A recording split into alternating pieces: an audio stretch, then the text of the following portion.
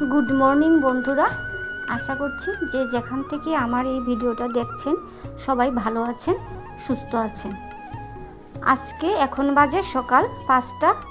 আজকে হচ্ছে চৈত্র সংক্রান্তি, মানে এটা আমাদের বাঙালিদের একটা বড় উৎসব, চৈত্র সংক্রান্তি আর মাস পহিলা। তো সংক্রান্তি যখন, তাই সকাল সকালেই উঠে গেছি, কারণ আজকে তো সব পরিষ্কার করে জল টল সব ফেলে নতুন জল তুলতে হবে। তাই সকালে উঠেই এই যে শুরু করে দিলাম বাসি কাজ। টেবিলগুলি খুব সুন্দর করে মুছলাম, তারপর চুলাটাও মুছে নিলাম ভালো করে। এই যে চেয়ারগুলি যা আছে সবগুলি সুন্দর করে, খাওয়ার টেবিল চেয়ার সবগুলি সুন্দর করে ভালো করে ক্লিন করে নিলাম। আজকে দেখছেন বন্ধুরা, সকালে ঘুম থেকে উঠি দেখছি যে না ভালো রৌদ্র উঠেছে, মানে বেশ রৌদ্র বলতে এখনও সকালবেলা এতটা রৌদ্র উঠেনি, তবে বুঝতে পারা যাচ্ছে যে না আজকে বৃষ্টি হবে না, দিনটা ভালোই যাবে।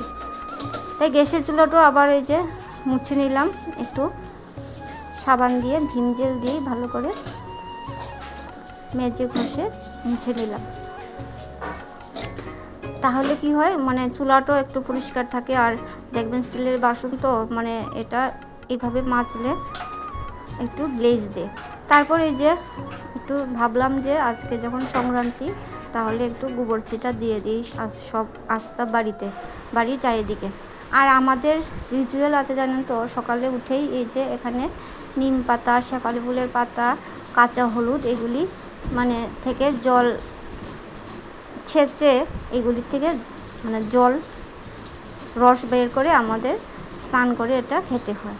আর বাকি যে নিম পাতা, শেফাল ফুলের পাতা, হলুদ যা ছিল সেগুলিকে আমরা বেটে নিয়েছি। এই বাটাটা দিয়ে আজকে আমরা সাবান টাবান দেবো না, আজকে এই বাটাটা গায়ে মেখে আমরা স্নান করব, এটাই আমাদের নিয়ম চৈত্র সংক্রান্তিতে। তো যাই হোক বন্ধুরা, স্নান টান সেরে এই যে ঠাকুর পুজো দিয়ে দিলাম। এই যে দেখুন আজকে অনেক ফুল, একজন আমাকে এত ফুল দিয়েছে, এত দেখুন গন্ধরাজটা কত বড়, মানে এত ভালো লাগছে কি বলবো। এই যে আমি ঠাকুরকে সুন্দর করে সাজিয়ে পূজা দিয়ে দিলাম, ধূপ ধুনা আর ঠাকুরকে একটু ভোগও নিবেদন করলাম। তারপর যাই হোক পূজা সেরে তারপর চলে আসলাম রান্নাঘরে, এসে একটু ধূপ দেখিয়ে নিলাম। এটা তো জানেন আমি প্রত্যেক দিনই দেখাই, মা অন্নপূর্ণা হচ্ছে রান্নাঘরে বাস, তাই আমি এসে প্রথমেই ধূপ দেখাই। তারপর প্রতিদিনের মতোই জল খাওয়া, গরম জল এটা খেয়ে নিলাম 2 গ্লাস। আজকে 2 গ্লাস জল খাইনি, 1 গ্লাসই খেয়েছি, কারণ আজকে জল তো ফেলে দিয়েছি, তাই ফিল্টার হতে একটু সময় লাগছে, তাই 1 গ্লাস জলই আজকে খেয়েছি। তারপর চা না খেলে তো হবেই না, বাঙালিদের সকল এনার্জি চলে গেছে, তাই একটু চা বসিয়ে 1 কাপ চা খেয়ে নিলাম বিস্কিট দিয়ে। তারপর যাই হোক আজকে কি রান্না করব, আজকে রান্না হবে আম ডাল, আর হবে নিম পাতা ভাজা, আর 5 মিশালি সবজি দিয়ে একটা ঘ্যাট হবে আজকে, আর হবে কাঁঠাল তরকারি। আর এদিকে দেখুন বিছানার চাদরটাও আজকে একটু পাল্টে নিলাম, এই চাদরটা অনেকটা ময়লা হয়েছে, তো ভাবলাম যে না আজকে কাঁচা বেড কাভারই পাতিয়ে দিই। তারপর বিছানাটাকে সুন্দর করে টান টান করে এইভাবে, দেখবেন ঘরের বিছানা যদি টান টান করে গুছানো থাকে, তাহলে মানে ঘরের লুকটাই অনেকটা পাল্টে যায়। আর বিছানা অগোছালো থাকলে ঘরে যতই সাজিয়ে গুছিয়ে রাখুন একটা বিচ্ছিরি লাগে, তাই সবসময় বিছানা সুন্দর করে টান টান করে গুছিয়ে রাখলে ভালো লাগে, দেখতেও ভালো লাগে। তারপরে যে বালিশ উষারগুলিও একটু পাল্টে নিলাম, পাল্টে দিয়ে তারপর মানে কাঁঠাল তরকারিটা আজকে রান্না করব। তাই এখন আজকে তো অনেকটা গরম, তাই ভাবলাম যে না একটু ঠান্ডা থাকতে থাকতেই তরকারিটা রান্না করে নিই, রান্নাটা শেষ করে নিই, নাহলে অনেকটা পরে গরম লাগবে।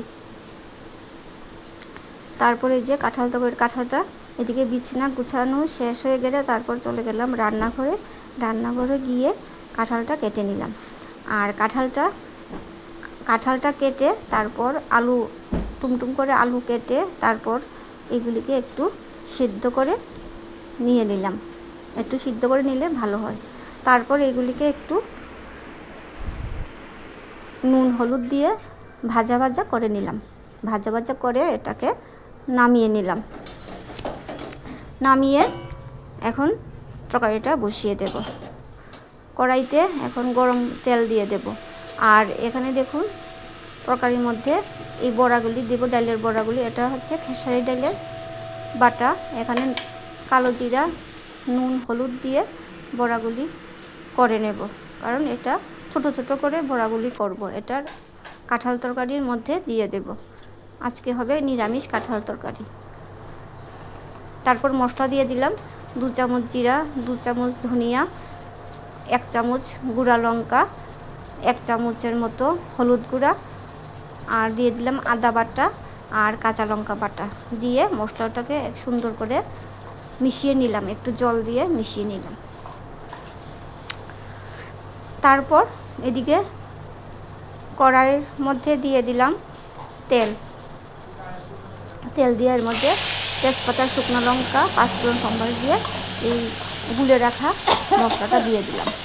তারপর মশলাটাকে ভালো করে আমি সাঁতলাতে লাগলাম যত সময় পর্যন্ত তেল ছাড়ছে। তারপর ভেজে রাখা কাঁঠাল আর আলুগুলি দিলাম, দিয়ে একটু সুন্দর করে আরও অল্প একটু জল দিয়ে তারপর এটাকে আরও অনেক সময় সাঁতলালাম, মানে না সাঁতলালে তরকারিটা ভালো হয় না। তারপর এর মধ্যে এখন ঝুলটা দিয়ে দেব। ঝুলটা আমি আসলে গরম জল এখানে ইউজ করেছি, গরম জল দিলেই তরকারির স্বাদটা ভালো হয়, তাই এখানে আমি গরম জল দিয়েছি। আর নামানোর আগে দিয়ে দিয়েছি বন্ধুরা, আর এর মধ্যে দিয়ে দিলাম সিম বিচি, আর বড়াগুলিও আমি দিয়ে দেব নামানোর আগে, আর দিয়ে দেব একটু ঘি আর গরম মশলা। এই যে তৈরি হয়ে গেল।